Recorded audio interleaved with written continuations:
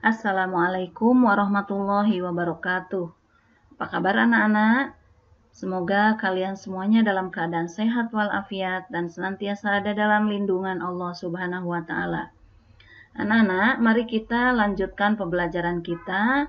Kali ini yang akan dibahas adalah upaya meningkatkan ekonomi kreatif. Akan tetapi, sebelum kita mulai pembelajaran, mari kita membiasakan untuk membaca doa dulu. Membaca doa dimulai.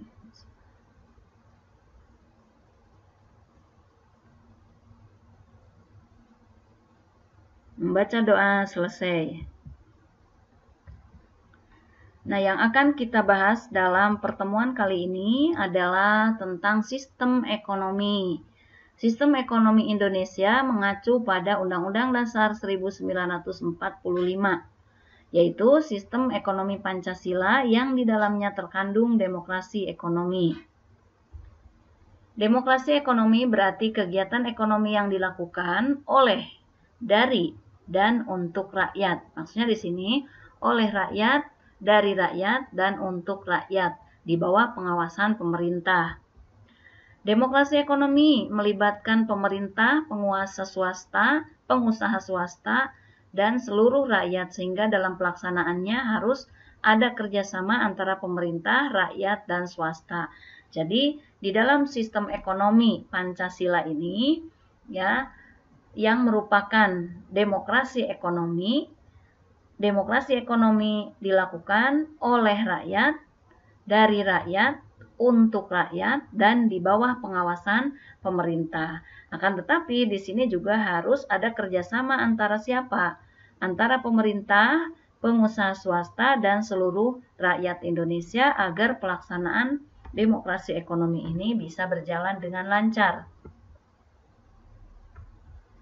Sistem ekonomi Indonesia diatur dalam Undang-Undang Dasar tahun 1945 pasal 33. Perekonomian disusun sebagai usaha bersama berdasar atas kekeluargaan. Cabang-cabang produksi yang penting bagi negara dan menguasai hajat hidup orang banyak dikuasai oleh negara.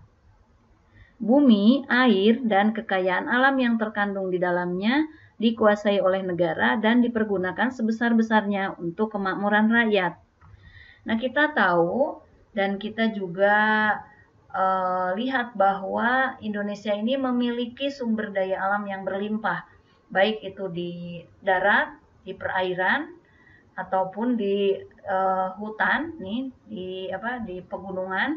Ini semuanya sumber daya alam ini yang sangat berlimpah ini dikuasai dan dikelola oleh negara.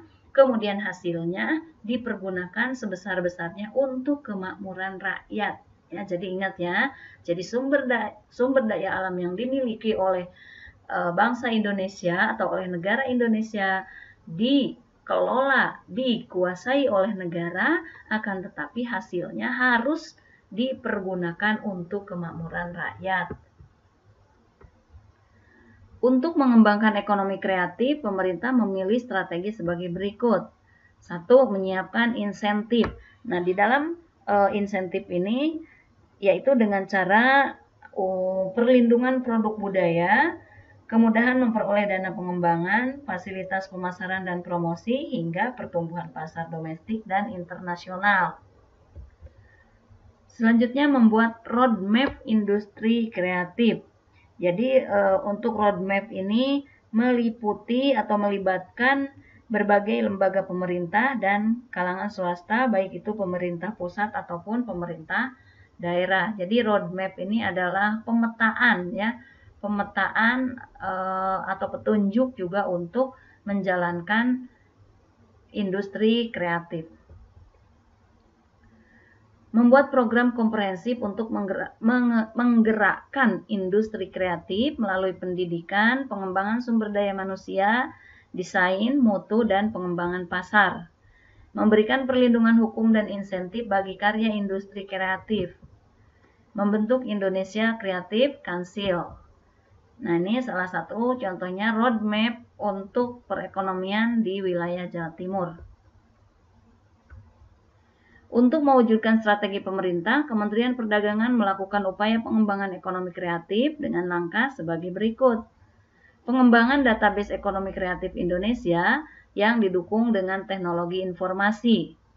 Peningkatan penggunaan teknologi melalui program kemitraan, Pekan Produk Kreatif Indonesia, Festival Ekonomi Kreatif, Wahana Kreatif, peningkatan jangkauan dan efektivitas pemasaran, riset ekonomi kreatif dan fasilitas pemberian insentif yang mendukung inovasi, fasilitas kegiatan yang mendorong lahirnya insan kreatif dan entrepreneur kreatif baru, penciptaan identitas lokal daerah tingkat 1 dan daerah tingkat 2, serta identitas nasional. Nah, adapun ini peluang pengembangan ekonomi kreatif yang diperkirakan menurut Kementerian Koordinator Bidang Ekonomi Republik Indonesia. Yang pertama adalah bonus demografi hingga tahun 2035. Kita tahu bahwa Indonesia ini memiliki bonus demografi yang sangat tinggi, di mana perkiraan tahun 2030 ini usia produktif di atas 60% dan 27%-nya merupakan penduduk muda dengan rentang usia 16-30 tahun.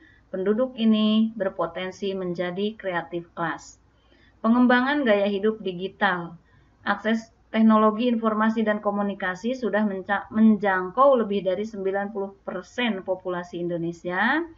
Peningkatan jumlah kelas menengah. Di tahun 2030 diperkirakan 135 juta penduduk Indonesia akan memiliki penghasilan bersih atau net income di atas 3.600 US dollar sebagai konsumen ekonomi kreatif. Meningkatnya permintaan produk kreatif. Peningkatan di pasar global terutama produk berbasis media dan ICT yang berkonten industri. Potensi kekayaan alam dan budaya. Indonesia memiliki international cultural heritage serta kekayaan dan keindahan alam sebagai bahan baku ekonomi kreatif. Nah, sekarang kita lihat bagaimana memanfaatkan persaingan sebagai peluang untuk meraih keunggulan ekonomi bangsa. Kita tahu dalam teori ekonomi ada yang disebut dengan teori keunggulan mutlak yang digagaskan oleh Adam Smith. Teori ini menyatakan jika suatu negara dapat membuat produk tertentu yang tidak diproduksi negara lain, negara tersebut memiliki keunggulan mutlak. Nah, contoh kasus teori keunggulan mutlak. Negara Indonesia dan Jepang. Hasil kerja persatuan output, Indonesia menghasilkan beras 80 ton per hari dan motor 80 unit per hari. Sedangkan Jepang 40 ton beras per hari dan motor 160 unit per hari. Dasar tukar dalam negeri, 1 ton beras mengorbankan 1 unit motor di Indonesia. Di Jepang 1 ton beras mengorbankan 4 unit motor. Kemudian untuk 1 unit motor mengorbankan 1 ton beras, dan di Jepang 1 unit motor mengorbankan 1/4 ton beras. Nah, di sini yang memiliki keunggulan, masing-masing punya keunggulan, tapi keunggulannya beda. Nah, Indonesia unggul dalam produk beras daripada Jepang. Ini mutlak untuk keunggulan Indonesia. Sedangkan Jepang unggul dalam produksi motor daripada Indonesia.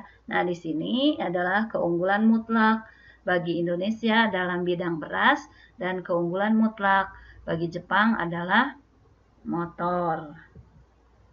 Teori yang kedua yaitu keunggulan komparatif yang merupakan gagasan dari David Ricardo.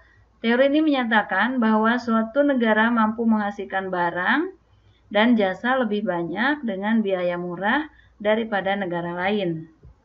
Nah, untuk contohnya, contoh kasus teori keunggulan komparatif Indonesia dan Jepang. Indonesia menghasilkan atau membuat TV 80 unit per hari, sedangkan Jepang 120 unit per hari. Motor Indonesia 80 unit per hari dan Jepang 160 unit per hari. Dasar tukar dalam negeri, 1 TV mengorbankan 1 motor di Indonesia. Di Jepang 1 TV mengorbankan 1,3 motor. Dan 1 motor mengorbankan 1 TV. Di Indonesia, di Jepang 1 motor mengorbankan 0,75 TV. Jadi Jepang unggul pada kedua jenis produk daripada Indonesia. Ya, jadi produk TV dan produk motor ini merupakan keunggulan yang dimiliki oleh Jepang. Padahal Indonesia juga memproduksi, ya. Indonesia memproduksi, Jepang juga memproduksi, tapi perbandingan antara hasil produk Indonesia dengan hasil produk Jepang ini lebih unggul Jepang, karena Jepang bisa menghasilkan 120 unit per hari dan Indonesia hanya 80.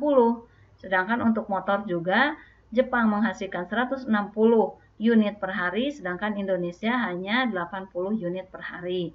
Jadi Indonesia lebih lemah dari Jepang dalam 2 jenis produk, kelemahan terkecil pada produksi TV.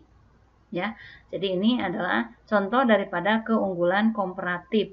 Jadi di perbandingan antara Indonesia dan Jepang dalam hal menghasilkan TV dan motor. Jadi ini lebih unggul perbandingannya Jepang.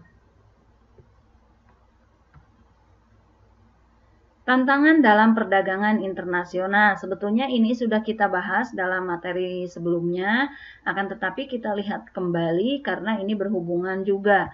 Nah, di sini kita lihat tantangannya, yaitu yang pertama eksploitasi ekonomi, ya. Kemudian pudarnya identitas kebudayaan, ancaman fisik lingkungan, ini yang merusak lingkungan, ya. Eksploitasi sumber daya alam, jadi dengan adanya eksploitasi atau penguasaan sumber daya alam secara berlebihan ini akan mengancam kelestarian lingkungan alam. Kemudian meluasnya budaya barat. Nah, ini tantangan dalam perdagangan internasional. Selanjutnya, peluang di era perdagangan internasional. Yang pertama, mengandalkan sumber daya alam. Ya, jadi yang pertama diandalkan dalam perdagangan internasional adalah kita mengandalkan sumber daya alam yang punya, yang berlimpah. Ada sumber daya alam di laut, di daratan, kemudian di hutan. Dan selanjutnya adalah melimpahnya tenaga kerja untuk menghasilkan produk yang mampu bersaing di pasar internasional dengan biaya yang murah. Ya, otomatis tenaga kerja ini tidak sembarang tenaga kerja, akan tetapi harus tenaga kerja yang memiliki kualitas tinggi, ya, atau kualitas pendidikan yang tinggi atau mempunyai keterampilan yang baik, yang bagus, sehingga dalam memproduksi barang yang akan diekspor utamanya bisa bersaing dengan barang-barang yang diproduksi oleh negara lain. Walaupun untuk bukan hanya diekspor, di dalam negeri juga, untuk di dalam negeri juga harus mampu bersaing dengan barang-barang impor. Karena sebuah negara itu pasti akan memenuhi kebutuhan masyarakatnya dengan cara menggunakan produksi dalam negeri, dan juga untuk kekurangannya adalah mengimpor dari luar negeri. Jadi di sini produk dalam negeri harus mampu bersaing dengan produk-produk luar negeri atau produk impor. Ini jadi sumber daya manusianya ini harus ditingkatkan kualitasnya. Nah, untuk pembahasan kali ini Ibu cukupkan sampai di sini. Mudah-mudahan apa yang sudah kita bahas bisa menambah wawasan kalian semua dan bermanfaat buat kalian semua. Ibu ucapkan terima kasih atas perhatiannya. Mohon maaf atas kekurangannya. Mari kita tutup dengan membaca doa hamdalah. Alhamdulillahirabbil alamin. Wassalamualaikum warahmatullahi wabarakatuh.